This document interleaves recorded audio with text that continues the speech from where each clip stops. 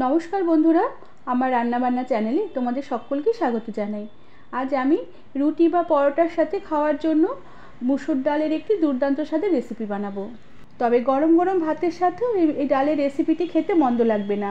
বানানোর পদ্ধতি একদমই সোজা, আর রেসিপিটি তোমাদের সম্পূর্ণ দেখার অনুরোধ রইল। আর ভালো লাগলে একটি লাইক, শেয়ার আর সাবস্ক্রাইব করে দেবার অনুরোধ রইল। তার সাথে যারা আমার ফেসবুক পেজ থেকে দেখছো তাদের পেজটিকে ফলো করে দিয়ে ভিডিওটি লাইক শেয়ার করে দেবার অনুরোধ রইল। আমি এখানে পরিমাণ মতন মুসুর ডাল নিয়েছি, আমার যতটা মুসুর ডালের দরকার, আর সেই মতন ডালটাকে বেশ ভালো করে ধুয়ে নিয়ে ডালটাকে কিছুক্ষণ আমি ভিজতে রেখে দিয়েছিলাম, যাতে ডালটা তাড়াতাড়ি সেদ্ধ হয়ে যায়। এরপরে ডালটা আমি প্রেশার কুকারে সেদ্ধ করব। এর জন্য গ্যাসে একটি প্রেশার কুকার বসিয়ে দিয়েছি। আর কুকারে এবার আমি ওই জলে ভিজিয়ে রাখা মুসুর ডালগুলোকে দিয়ে দিলাম, সাথে সামান্য একটু জল দিলাম, আর দিলাম সামান্য পরিমাণে একটু নুনের পরিমাণটা অল্পই দিলাম। আর তার সাথে দিয়ে দিলাম সামান্য একটু কাঁচা তেল। এতে কুকারে যখন ডালের সিটি আসবে তখন কুকারের ঢাকনা উপচে ডাল বেরিয়ে আসবে না।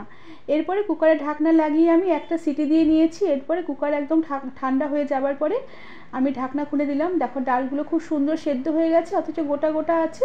আর এরপরে আমি একটা ডিমের মধ্যে সামান্য পরিমাণে নুন আর সামান্য একটু গোলমরিচের গুঁড়ো দিয়ে ডিমটাকে বেশ ভালো করে ফেটিয়ে নেব। আর ডিমটাকে বেশ ভালো করে ফাটানো হয়ে যাবার পরে আমি গ্যাসে একটি কড়া বসিয়ে কড়াতে সামান্য একটি তেল দিয়ে এই ফ্যাটানো ডিমটাকে আমি এই তেলের মধ্যে দিয়ে দিলাম। এবার ডিমটাকে কিছুক্ষণ একটু জমতে দেব, আর ডিমটাকে সঙ্গে সঙ্গে ঘেটে দেব না। এবার ডিমটা একটু জমে উঠলে ডিমটাকে একটু ঘেটে ঘেটে মোটা মোটা দানা করে ডিমের একটি ভুজিয়া তৈরি করে নেব। তবে ডিমের ভুজিয়াগুলোকে আমি খুব একটা কড়া করে ভাজবো না, একটু নেড়ে চেড়ে নিয়ে আমি কড়া থেকে ডিমের ভুজিয়াগুলোকে তুলে রেখে দিলাম। এরপরে কড়াতেই আমি আবারও সামান্য পরিমাণে অল্প করে একটু তেল দিয়ে দিলাম। তেল গরম হয়ে উঠলে আমি খানিকটা গোটা জিরে তেলের মধ্যে ফোড়ন দিলাম।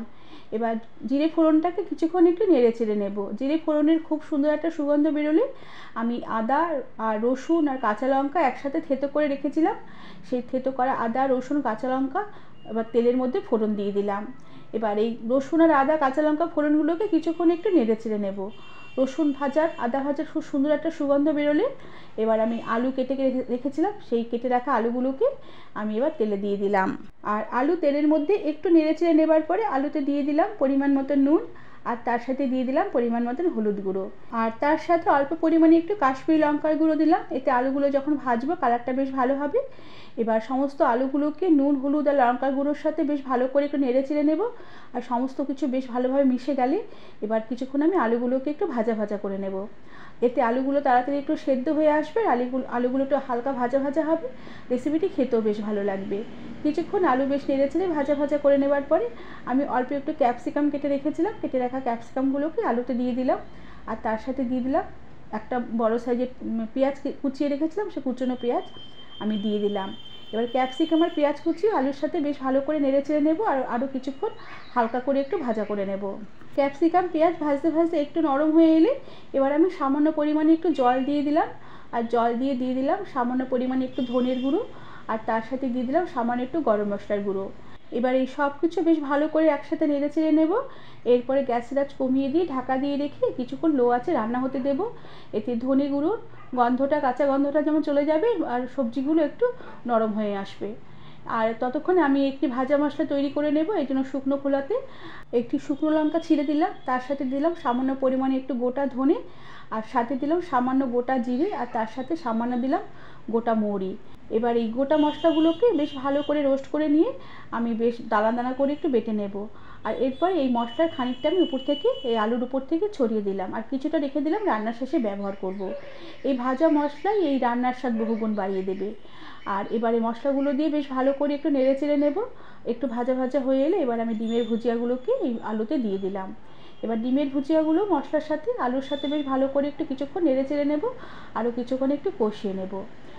ডিমের ভুজিয়া, আলু, ক্যাপসিকাম, পেঁয়াজ, মশলা সব ভালোভাবে মিশে গেলে খুব সুন্দর একটা সুগন্ধ বেরোলে এবার আমি সেদ্ধ করে রাখা ডালগুলোকে দিয়ে দিলাম। আর তার সাথে সামান্য পরিমাণে আরও একটু গরম জল দিয়ে দিলাম। আর গরম জল দেওয়াটা আমার স্কিপ হয়ে গেছে, ওটা তোমাদের দেখাতে পারিনি। এবার সব কিছু বেশ ভালো করে নেড়ে চেড়ে মিশিয়ে নেব। আর খুব একটা বেশিক্ষণ ডাল এরপরে ফোটাবো না, কেন ডাল পুরো সেদ্ধই হয়ে আছে। বেশিক্ষণ ফোটালে ডালের যে গোটা গোটা ভাবটা সেটা একদম ঘেটে যাবে, আর তরকারিটা খেতে বেশ ভালো লাগবে না। আর আলুটাও বেশ ভাজতে ভাজতে কষাতে কষাতে বেশ ভালোভাবে সেদ্ধ হয়ে গেছে। এবার আমি স্বাদের ব্যালেন্সের জন্য অল্প পরিমাণে একটু চিনি দিয়ে দেবো। চিনিটা এখানে একটু দিতেই হবে, তাহলে স্বাদের ব্যালেন্স আসবে, রেসিপিটি খেতে বেশ ভালো লাগবে। আর তার সাথে একটা কাঁচা লঙ্কা ছোটো ছোটো করে টুকরো টুকরো করে কুচিয়ে দিয়েছি। এই কাঁচা লঙ্কাগুলো রুটি খাওয়ার সময় যখন মুখে পড়বে খেতেও বেশ ভালো লাগবে। আর তার সাথে যে ভাজা মশলা অল্প রেখে দিয়েছিলাম রান্নার শেষে দেওয়ার জন্য, সে ভাজা মশলা উপর থেকে ছড়িয়ে দিলাম। আর সবশেষে অল্প করে একটু ধনেপাতা কুচি ছড়িয়ে দিলাম। এই তাজা ধনেপাতা কুচি রেসিপির স্বাদ বহুগুণ বাড়িয়ে দেবে। সব কিছু দিয়ে বেশ ভালো করে এবার নেড়ে চেড়ে নেব। আর সব কিছু বেশ ভালোভাবে মিশে গেলে গ্যাসের আঁচ বন্ধ করে দেব। আর এই দুর্দান্ত স্বাদের মুসুর ডালের রেসিপিটি আমি সার্ভ করে দেব। বন্ধুরা, আমার আজকের মুসুর ডালের রেসিপিটি তোমাদের কেমন লাগলো আমাকে তোমরা কমেন্ট করে জানাবে। আর ভালো লাগলে একটি লাইক, শেয়ার আর সাবস্ক্রাইবের সঙ্গে পাশে থাকা বেল আইকনটি প্রেস করে দেবে, যাতে আমার সব নতুন ভিডিও নোটিফিকেশন সবার আগে তোমাদের কাছে পৌঁছে যাবে। আজ তাহলে আসি, পরে আবার একটি অন্য নতুন কোনো রেসিপি নিয়ে দেখা হবে। ধন্যবাদ বন্ধুরা।